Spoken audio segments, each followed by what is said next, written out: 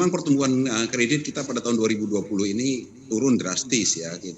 Kita mengalami pertumbuhan yang negatif sekarang ini untuk kredit. Tapi menurut saya hal itu tidak perlu terlalu dikhawatirkan karena adalah sebuah kewajaran ketika perekonomian kita mengalami keterpurukan ya, dan itu disebabkan oleh pandemi, maka demand terhadap kredit itu sangat turun. Dan demikian juga dengan risk appetite-nya perbankan juga menurun ya, sehingga supply dari kredit juga turun.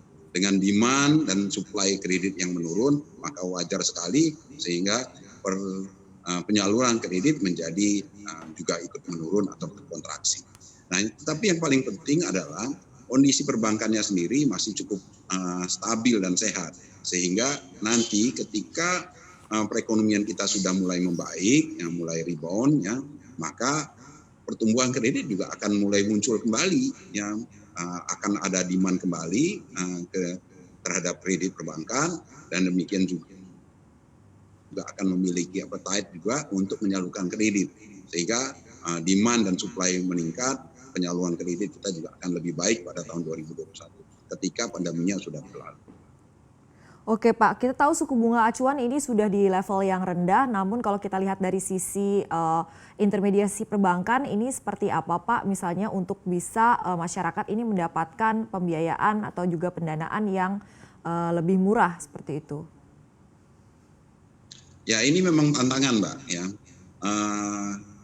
Selama ini secara historis memang ada permasalahan yang saya sebut sebagai anomali di sistem keuangan kita, di sistem perbankan kita, yaitu ketika Bank Sentral, yaitu Bank Indonesia menurunkan suku bunga, itu tidak diikuti secara cepat oleh penurunan suku bunga kredit. Ya.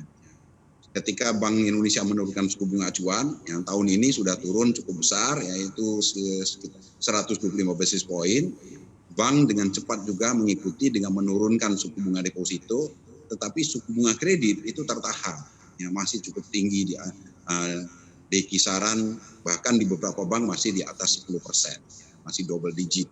Beberapa bank sudah menurunkan, tetapi masih dalam rentang yang masih sangat terbatas. Nah, ini adalah sebuah anomali, ya, sehingga walaupun kita sudah melakukan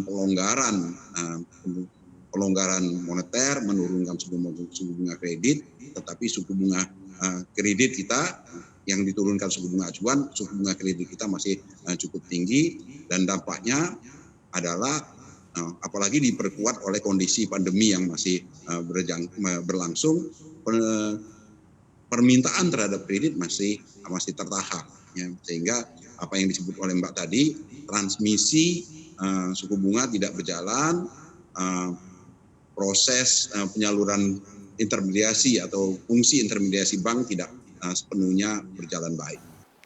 Jangan lupa install aplikasi CNBC Indonesia di App Store maupun di Play Store untuk mendapatkan informasi dan perkembangan terkini dari berita-berita ekonomi dan bisnis.